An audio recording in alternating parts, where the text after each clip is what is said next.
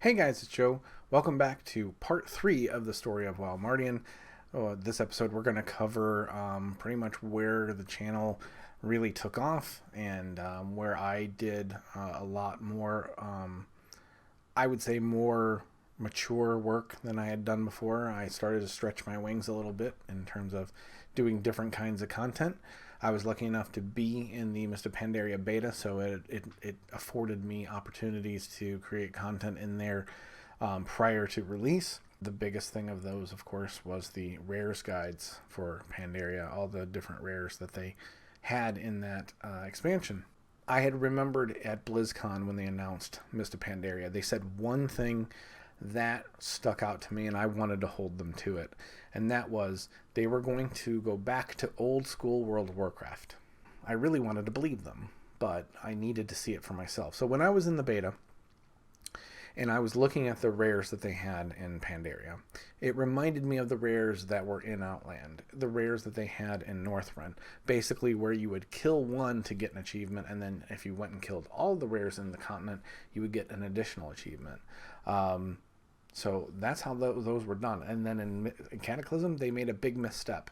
The achievements for the rares were non-existent, and the rares were dropping just some gear that really was inconsequential before you even barely put it on. So when I was in the Mist beta and I was seeing these rares that were, again, with the achievements, but also with all the vanity items and the pets, I knew that they were when they said that they were trying to get back to old school WoW, I felt like those words were ringing true from what I was seeing just from those rares. I also knew those rares would be valuable for folk down the road, not just for the expansion at the time, but down the road when people would want to come back and finish up those achievements, even though they were in, later on, which I would not know, but even like in Legion and BFA, they could go back and get those achievements. They could go back and get those vanity items. Now, of course, we have a toy box for those. We didn't have that in Mr. Pandaria, but now that makes them even more valuable because then they can go back, get those vanity items in Mr. Pandaria, and they can be account wide via that toy box. The first rares guide I did was for the Valley of the Four Winds, even though that wasn't the very first zone that you started in. First zone was Jade Forest, but they had actually closed that by the time I started making the videos because they wanted to rework the whole zone, and they did. It was completely different from what they started with. So I went to Valley of the Four Winds, and that was the first video I put out. And I didn't intend to go much farther than that.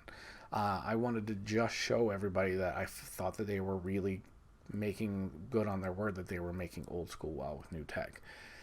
But once I did that one, I felt like, you know what, for consistency, I should cover the other ones and show everybody what was of interest in each one of those.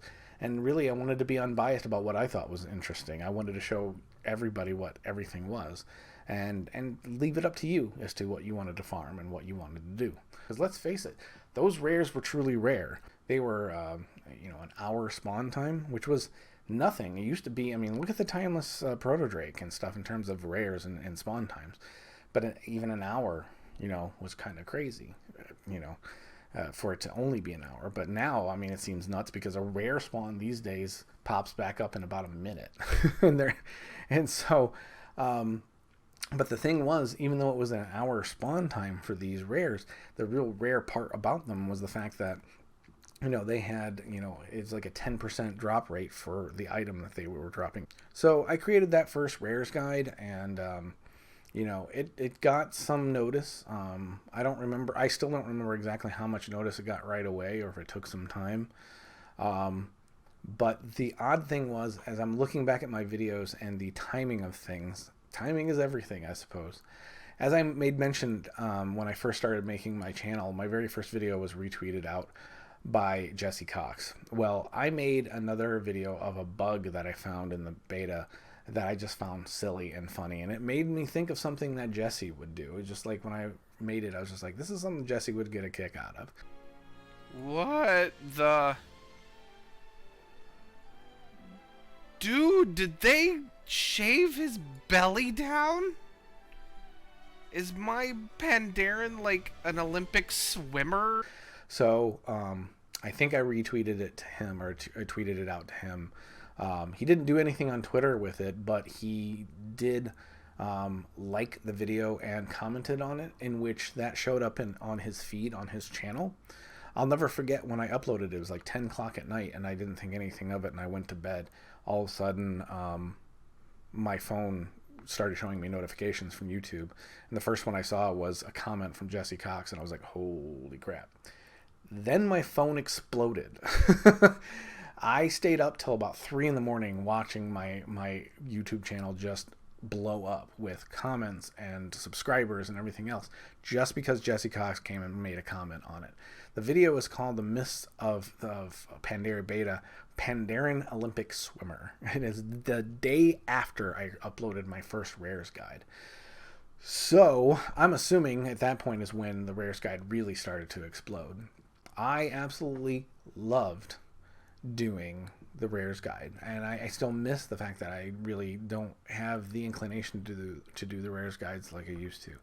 My feeling on the Rares Guides, when you're playing World of Warcraft, you run across somebody that's struggling with a mob, you see them die, or, you know, whatever, and you res them, you heal them up, and then you help them kill that thing that they were struggling with, and it's nothing. You just go on with your day after that. It took you 2 seconds because you're high level and they were low level or whatever else. Those kind of little moments where you help people in the game, that are ones that I always treasured and cared for. So when I made these guides, I kind of felt like that's what I was doing. It was one of those things where I helped people's game time be a little bit better, maybe. But the fact that I can make one video for everyone instead of just stopping individual in game and helping people was overwhelming, and it was a blessing. I love the fact that I was able to help people enjoy the game more. But that's when I started picking up notice, and people started paying attention to my channel, and it went beyond just the friends that I had watching my videos. Of course, we had the Thunder Isle come out, of course, so I covered those rares as well. The very first video I did for the rares of Thunder Isle were actually put out on World of Warcraft account, the official World of Warcraft accounts, Twitter and Facebook, promoting that video. And that was a huge thing for me because I never expected anything like that. When I first started doing this channel, I didn't know where I was going or what I was doing. So to have Blizzard acknowledge my video and actually put it out there and tweet it out there for everyone to see, it was overwhelming. And it was at that point that I finally felt like, and this is something I don't talk about a lot, or, you know, I don't have an opportunity to, but when I was challenged by Jamie to first make this channel, I didn't know what I was doing, and I hoped I could only do something that would make an impact. And I've always wanted to use whatever talent I had to accomplish something. And frankly, I always felt like an outcast because of how different I am. When all that happened with Mr. Pandaria and Blizzard acknowledging me and everything else, I will tell you right here and now, it was the greatest time of my life. That period of time in Mr. Pandaria, still to this day, was the best time I ever had in my entire life. Because it wasn't just because I had quote-unquote success. It's because I finally felt like I belonged somewhere. I finally felt like I was doing what I was supposed to do. And I'll never forget that time. Yeah, people can make fun of me because it was just silly Rares Guides and everything else. But it truly was the best time of my entire life. And I'm lucky. I'm lucky, and a lot of people are like, you didn't succeed in YouTube and all that stuff. You only have 7,000 subscribers, and your content's been inconsistent, and blah blah blah blah blah. You know what? My YouTube channel may not look like much overall, and it's been sporadic for a long time, also. But it doesn't matter. I don't look at those numbers. I remember how I felt, and that I mattered. For the first time in my life, or at least felt like I mattered for the first time in my life. And so yeah, from that standpoint, no matter what happens from here on out, I will always feel